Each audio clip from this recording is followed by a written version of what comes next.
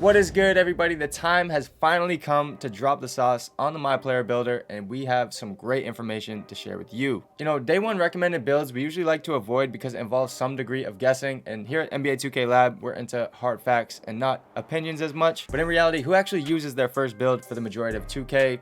No one. So for this video, we're going to give you some key tips and some major changes you want to look out for when making your first build so it's not completely useless in a month's time. We definitely plan on making recommended builds a higher priority this year, unlike some of the past years, but we have to do our due diligence in the MyPlayer builder ourselves. So if you're here right now watching this video and you're not subbed, now would be a great time to do so, and let's try and get this video to 2.3 billion likes in honor of Michael Jordan. And with that being said, let's get right into that video.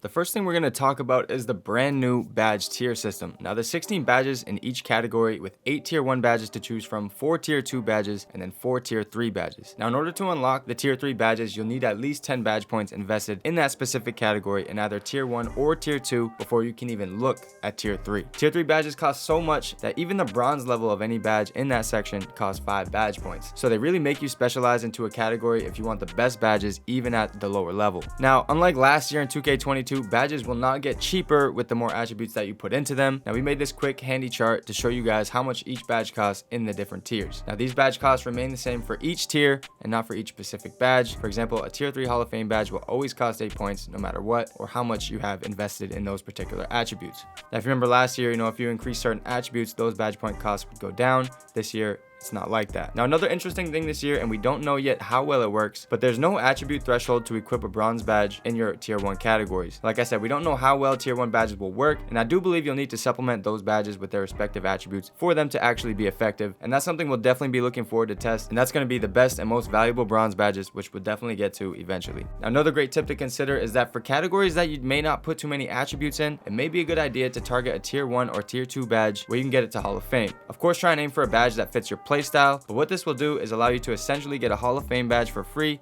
when you make it a core badge, and we're going to talk about those core badges in more detail in just a minute. Yes, you can get a free badge in this 2K for each category. Now, my last point on the new badge system is that there's certain badges that can be in different tiers depending on how you make your build. So there are some tier 3 badges that can also be bumped down to tier 2 depending on the way you construct your build. We're still trying to figure out the logic behind everything, but play around with the builder and it could be possible that you can manipulate this to your advantage, because you may be able to change your build around to get a tier 3 badge into tier 2, which will of course cost less badge points. We might be onto something here. And while we're on the subject of saving badge points, this brings me to my next major thing that you guys need to know for the NBA 2K23 builder. NBA 2K23 will include the addition of the brand new core badge feature. Now this core badge system essentially gives you 1 free badge per category, and ideally you'd like to core one of your most expensive badges because those are obviously valuable badge points you'll be saving to spend elsewhere. Now you're able to core any badge in any tier at any level as long as you have it unlocked with the right attribute threshold and enough badge points in that category. It doesn't always have to be a tier 3 badge either, even though they're typically the most expensive. For example, a Hall of Fame tier 2 badge still costs more than a bronze tier 3 badge, so just be aware of these things to help optimize your badge points. There is a catch to the core badges. However, the only way to get the benefits of these core badges is by doing challenges or quests to unlock that badge to be cored. And while we don't know the challenges just yet or what it takes exactly to unlock these things, since we didn't have access beyond the My Career builder and the tester, but this feature is definitely interesting nonetheless. The last major difference in the builder from 2K22 to 2K23 that you need to pay attention to is that I noticed each attribute is tied into many other attributes. I literally spent 2 hours at least during my time at community day to get all the attribute weights because it seemed very important to me. Now when you make your build, you're going to find it very hard to make a demigod build this year because the attributes that matter the most are sometimes tied into up to 8 or more other attributes. For example, as you raise your ball handle attribute, the first attribute that goes up with it is speed with ball, and to increase just these two, your ball handle and speed with ball attributes alone, it's going to cost a decent amount of your total overall. But that's not it, right? Your ball handle is also tied to driving layup, speed, pass accuracy, acceleration, even close shot, and then it goes perimeter defense, vertical, and stamina,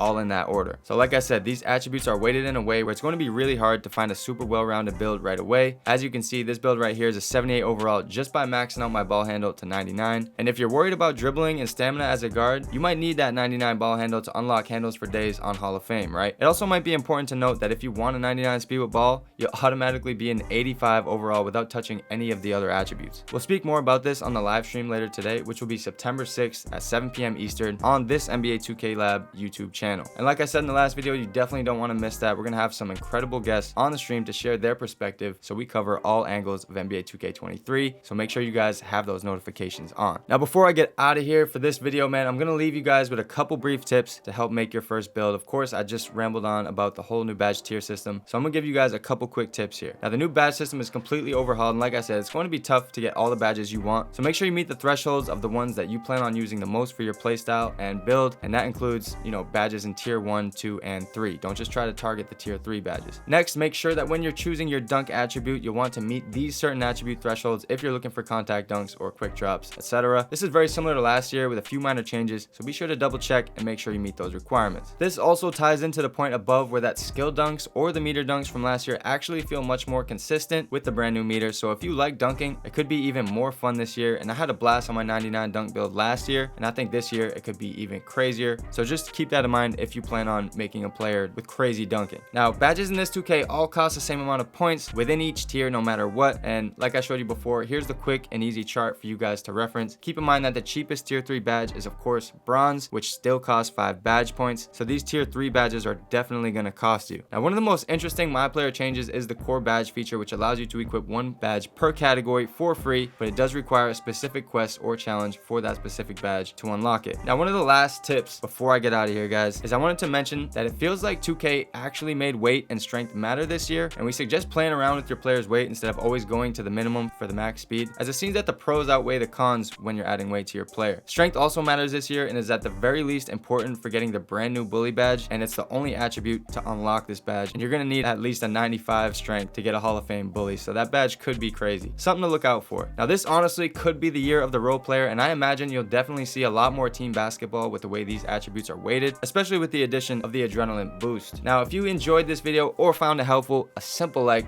always goes a long way. Be sure to subscribe if you haven't for the best and most accurate 2K info on the planet, and with that being said, I will catch you guys in the next video. Later.